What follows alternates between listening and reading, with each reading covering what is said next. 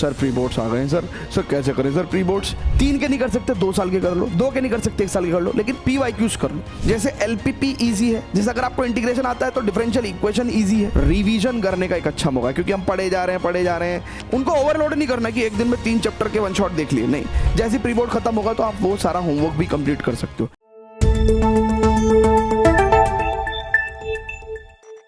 Hello students, क्या हाल चाल है आप लोगों के? और उम्मीद कर रहा हूं कि आप बहुत ही बढ़िया होंगे और मज़े कर रहे होंगे। तो बहुत दिनों बाद आपसे मुलाकात हो रही है आज, जिसका सिंपल सा कारण यही था कि मेरे बिल्कुल छोटे भ्राता मोहित, मैं रोहित वो मोहित, उसकी शादी थी। जब शादी होती है तो बहुत दिन लग जाते हैं शादी को कराने में ही, ठीक है। तो शादी कराने में काफ़ी दिन लग गए, इसलिए। लेकिन मैं समय से वापस हो गया हूँ। मतलब आपके प्री बोर्ड्स एग्ज़ाम आ रहे हैं और आपके बोर्ड्स एग्ज़ाम भी बहुत ज़्यादा दूर नहीं है।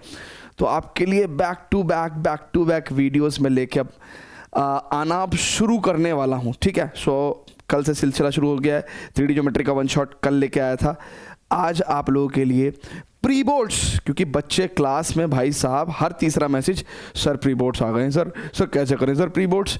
तो प्री बोर्ड्स कैसे देना है, इसकी सुपर ट्रिक्स क्या हैं, और सिर्फ ऐसे ही देना है जैसे मैं बता रहा हूँ। क्योंकि आप 12वीं में पहली बार 12वीं दे रहे हैं ना, मेरे को 12वीं को पढ़ाने का 12 साल का एक्सपीरियंस है। तो मैंने आपके जैसे पहले भी 12 बार बच्चे देखे हैं, मतलब 11 बार देखे हैं, ठीक है।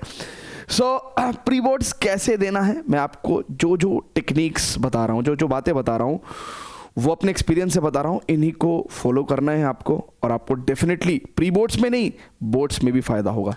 तो आइए स्टार्ट करते हैं वीडियो को। सबसे पहले बात करते हैं, देखिए प्री बोर्ड्स को आपको सीरियस लेना है। कुछ बच्चे कहते हैं अरे प्री बोर्ड्स क्या ही है यार, है ना। कुछ टीचर्स भी बोल देते हैं स्कूल में, ट्यूशन में, अरे क्या है प्री बोर्ड्स, कुछ नहीं है प्री बोर्ड्स को सीरियस तो लेना है। ऐसे नहीं करना है क्या है प्री बोर्ड्स है, कुछ तो है, ठीक है ना। लेकिन प्री बोर्ड्स को सीरियस लेना है, टेंशन नहीं लेनी है, ठीक है ना। अब सीरियस क्यों लेना है प्री बोर्ड्स को, उसके फायदे बताता हूं मैं आपको, ठीक है। आइए प्री बोर्ड्स के थोड़े फायदे देखते हैं।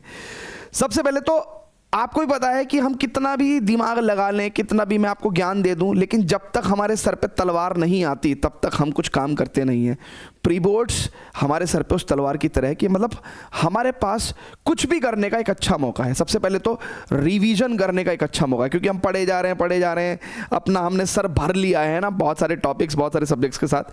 तो रिवीजन करने का एक बहुत ही अच्छा मौका है प्री बोर्ड एग्जामिनेशन। दूसरी बात, एग्जाम का एनवायरनमेंट, क्योंकि देखिए जो चीज़, जैसे एग्जाम एक है तो डेंजरस सी चीज़ ही, तो जिंदगी में डेंजरस चीज़ों को फेस करने का एक तरीका है कि हम ज़्यादा से ज़्यादा फेस करें उन्हें, ठीक है।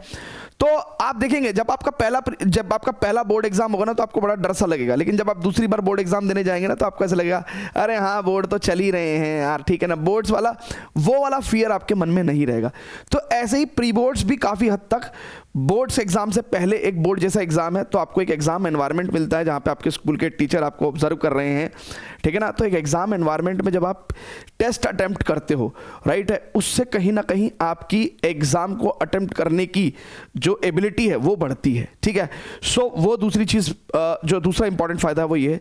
तीसरा, प्री बोर्ड्स अगर अच्छा हो गया तो मोटिवेशन, अरे भाई 90 आ गए, 80 आ गए, 70 आ गए, है ना, और बढ़िया करूंगा बोर्ड्स में।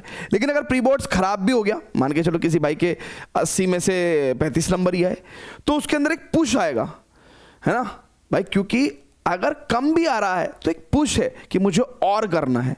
ज़्यादा आ रहा है तो अच्छा करने की तो मोटिवेशन नहीं है, लेकिन अगर कम भी आए, अगर मान लो प्री बोर्ड्स अच्छा नहीं भी हुआ, तो भी एक मोटिवेशन कह लो, प्रेशर कह लो, फियर कह लो, वो जो आपके अंदर बिल्ड होता है उससे आप और मेहनत करते हो।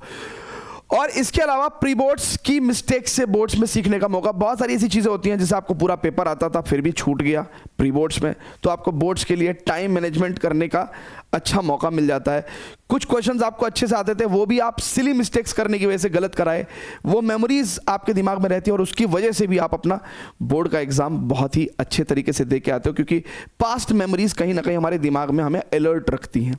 तो ये प्री बोर्ड्स के कुछ फ़ायदे मैंने आपको गिनवा दिए हैं, ठीक है। और डेफिनेटली प्री बोर्ड्स में अगर अच्छा है दिया है आपने तो आपको इंटरनल मार्क्स में भी कुछ ना कुछ मदद बढ़िया मिलती है ना, वहाँ पे भी आपको अच्छा स्कोर करने का मौका मिलता है ना। अब प्री बोर्ड्स कैसे देना है मैं आपको वो बता रहा हूँ, क्योंकि बहुत सारे बच्चे क्या करते हैं ना, प्री बोर्ड्स के चक्कर में अपनी बोर्ड की तैयारी को भ्रष्ट कर देते हैं एकदम। मतलब बोर्ड्स की तैयारी उनकी खराब कर देते हैं वो जो चल रही होती है, क्योंकि एंड फेज है, लास्ट के चैप्टर्स चल रहे हैं, कहीं कहीं रिवीजन चल रहा है, वो सब तैयारियां आज खराब कर देते हैं। मतलब जहाँ पे, क्योंकि देखिए जनरली आप स्कूल को तो बहुत अच्छे तरीके से फॉलो नहीं करते, बट ट्यूशन क्लासेस को आप अच्छे तरीके से फॉलो करते हैं, है ना।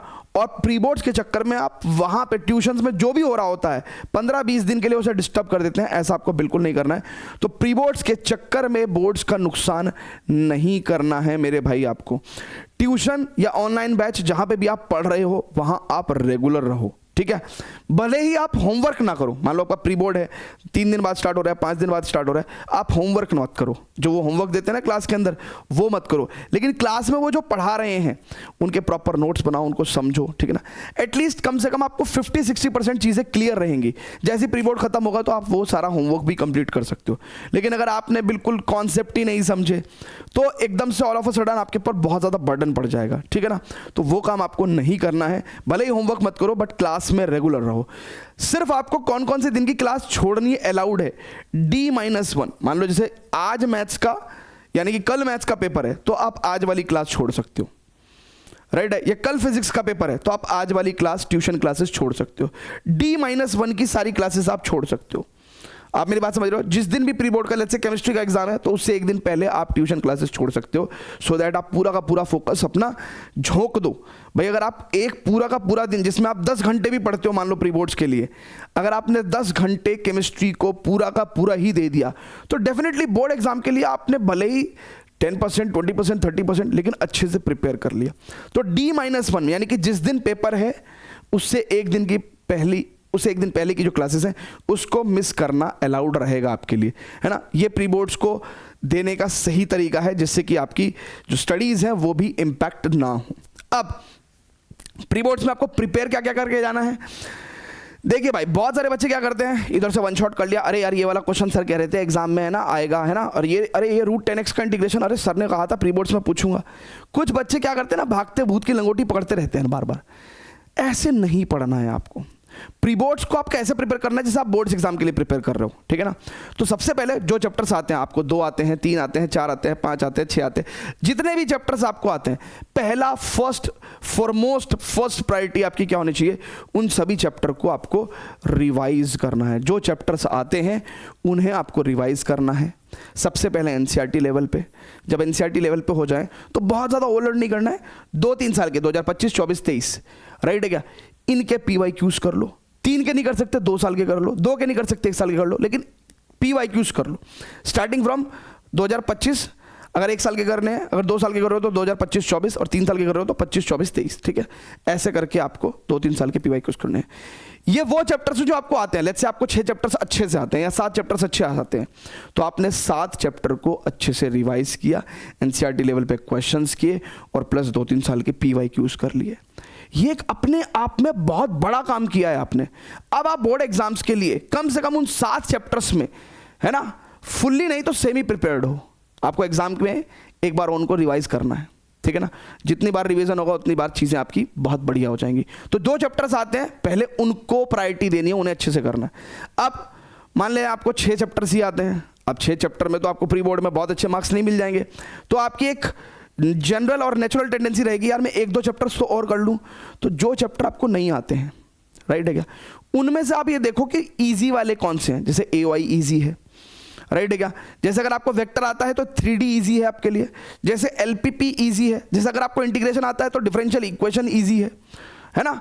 तो जो चैप्टर ईजी हैं, है ना, जो चैप्टर्स आपको नहीं आते उनमें से देखना है कि कौन से ईजी चैप्टर्स हैं।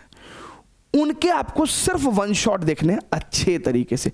वन शॉट में जो क्वेश्चन कराए जा रहे हैं उनको ही रिपीट करके सॉल्व करना है, सो दैट कि कम से कम जो चैप्टर आपको नहीं आते हैं प्री बोर्ड्स की वजह से आपने उन चैप्टर्स का एक्चुअली एटलीस्ट रिव्यू देख लिया, ओवरव्यू देख लिया, आपको कॉन्सेप्ट आ गए, बेसिक लेवल के क्वेश्चंस आ गए। अब बाद में क्या करना है, आपको सिर्फ और सिर्फ और क्वेश्चंस करने, PYQs करने। तो एटलीस्ट 50% तक आपका वो चैप्टर या 40% तक वो आपका चैप्टर कंप्लीट हो गया। लेकिन ऐसे जो नए चैप्टर्स हैं उनको ओवरलोड नहीं करना कि एक दिन में 3 चैप्टर के वन शॉट देख लिए, नहीं, 1 या 2 नया चैप्टर्स, ठीक है ना। प्री बोर्ड्स के लिए ओवरलोड होने की जरूरत नहीं है। 1 या 2 नए चैप्टर्स, क्योंकि वो भी हम किसके लिए कर रहे हैं, बोर्ड एग्जाम के लिए कर रहे हैं। हम जितना कर रहे हैं उतना अच्छे तरीके से ही करेंगे, राइट, और बोर्ड एग्जाम को ध्यान रखते हुए करेंगे, ना खुद को चीट करेंगे ना बोर्ड एग्जाम को चीट करेंगे। उम्मीद करता हूं मेरी सारी बातें आपको बहुत अच्छे तरीके से समझ में आई होंगी। अगर फिर भी कोई कमी रह गई होगी तो प्लीज कमेंट करके बताइएगा। देखिए, मैं जानता हूं कि मैं जो बातें कर रहा हूं, जो आप तक पहुंचा रहा हूं, वो बहुत सारी बातें पहुंचाने की कोशिश करता हूं, लेकिन आपके दिमाग में ज़रूर ऐसी बातें ज़रूर रहती होंगी जो मैं मिस कर देता हूँगा, 1 2 4 जो भी बातें रहती होंगी। प्लीज़ वो बातें मुझे कमेंट करिए, क्योंकि जब तक आप कमेंट नहीं करेंगे तो मुझे पता कैसे चलेगा कि मुझे और कंटेंट के माध्यम से आपको क्या क्या डिलीवर करना है, आपको किन किन इन्फॉर्मेशंस की, किस जानकारी की ज़रूरत है ना, क्या क्या कंटेंट आपको आगे चाहिए, उसकी डायरेक्शन मेरे को आपके कमेंट से ही मिलती है। तो मिलता हूँ आपको नेक्स्ट वीडियो में। टिल देन गुड बाय बच्चों, love you all and all the very best for your pre boards exam.